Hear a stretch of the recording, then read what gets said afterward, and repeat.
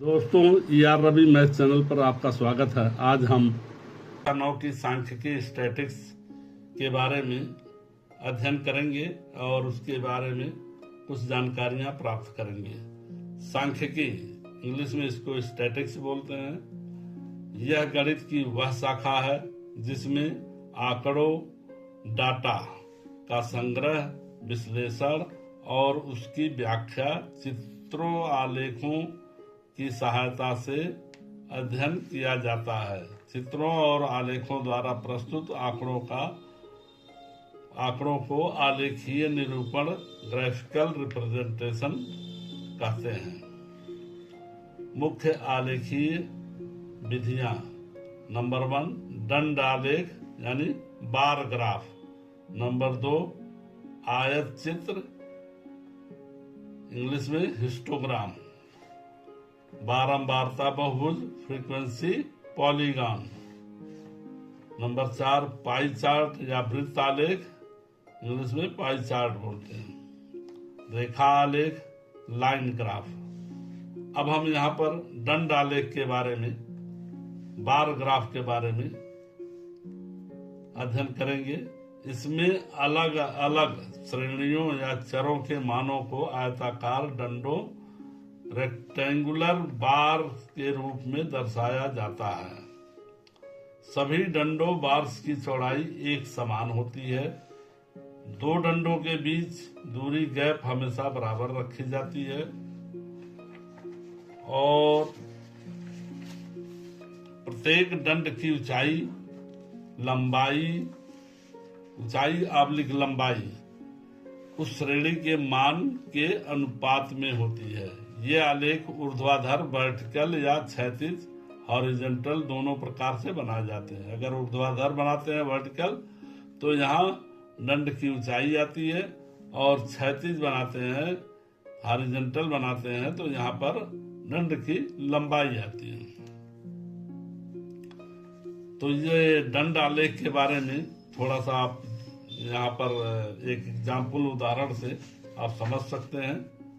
यहाँ एक उदाहरण है, निम्नलिखित सारणी 100 छात्रों द्वारा एक परीक्षा में प्राप्त अंकों को प्रदर्शित करती है। यहाँ पर एक सारणी है, यहाँ पर प्राप्तांक, छात्रों का प्राप्तांक है, और ये छात्रों की संख्या है। मतलब इसका वर्ग अंतराल 0 से 10, ये वर्ग अंतराल हुआ 0 से 10। 0 से 10 के बीच कितने छात्र हैं, मतलब ये नहीं है, हो सकता है कोई छात्र 0 नंबर पाया हो, कोई छात्र 5 नंबर पाया हो, कोई छात्र 9 नंबर पाया हो। तो ये 0 से 10 के बीच 4 छात्र हुए। और उसी प्रकार 10 से 20 तक 10 छात्र, और 20 से 30 तक 16 छात्र, 30 से 40 तक 22 छात्र, 40 से 50 तक 20 छात्र, और 50 से 60 तक 18 छात्र, 60 से 70 तक 8 छात्र, और 70 से 80 तक 2 छात्र। तो यहाँ पर हमने एक्स एक्सिस लिया, एक्स एक्सिस पे हमने वर्ग अंतराल बना दिया, 0 से 10, 10 से 20, 20 से 30। उसी प्रकार यहाँ छात्रों की संख्या है 0, 4, 8, 12, 16, 20, 24। तो ये छात्रों की संख्या और वर्ग अंतराल के माध्यम से आपका ये आयत दंड आलेख निरूपित कर रहे हैं या इसको खींच रहे हैं। तो यहाँ पर देखिए 0 से 10 के बीच 4 छात्र है, तो 4 की ऊंचाई तक ये एक दंड तैयार हो गया। 10 से 20 तक 10 छात्र हैं, तो ये दूसरा दंड। इसी प्रकार ये सारे दंड ग्राफ हम प्लॉट करते हैं छात्रों की संख्या और वर्ग अंतराल के आधार पे।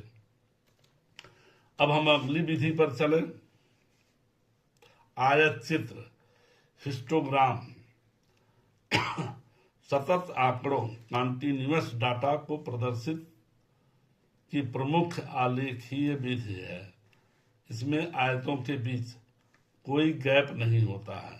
आप देखें दंड आलेख में, इसमें हर आयत के बीच गैप है, लेकिन आयत चित्र हिस्टोग्राम में ये कोई गैप नहीं होता है, हर आयत एक दूसरे से सटा होता है। आयत की ऊंचाई उस वर्ग के बारंबारता के समानुपाती होता है। आयत की चौड़ाई उस वर्ग अंतराल के बराबर होती है। आमतौर पर x अक्ष पर वर्ग अंतराल और y अक्ष पर बारंबारता दिखाया जाता है।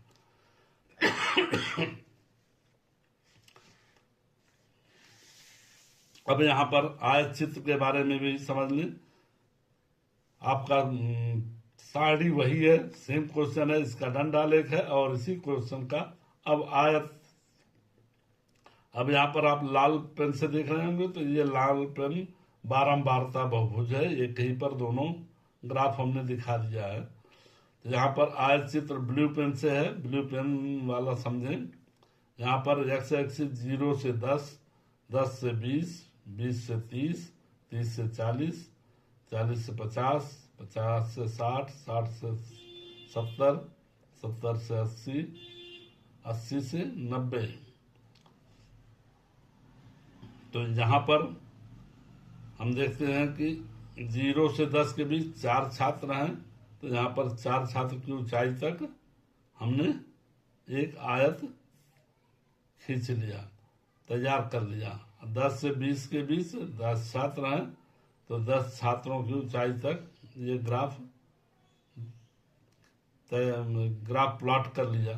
तो इसी प्रकार जो है हम सारे ये वर्ग अंतराल और उसके संख्या को लेकर के ये आयताकार ग्राफ प्लॉट कर लेते हैं।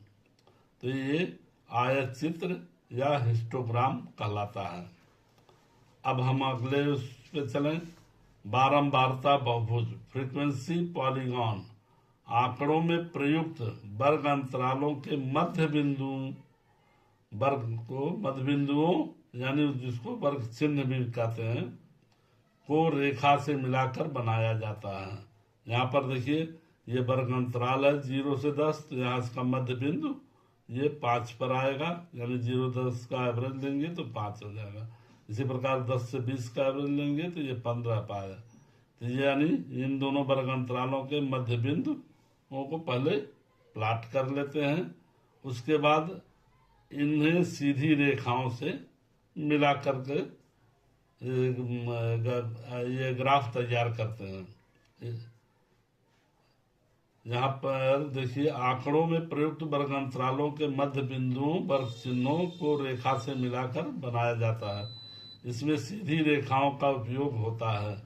वर्ग अंतराल के मध्य बिंदु को वर्ग चिन्ह भी कहते हैं, को रेखाओं से बनाया जाता है। यह बंद आकृति की तरह एक्स एक्सिस से शुरू होकर एक्स एक्सिस पर समाप्त होता है।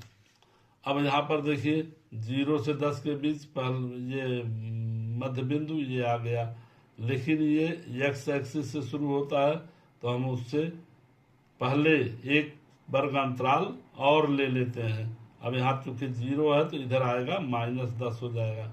तो ये दोनों का मध्य बिंदु ये आ गया, इसको हम यहाँ से मिलाते हैं तो ये एक्स एक्सिस से पूरा ये बंद क्लोज्ड ग्राफ तैयार होता है।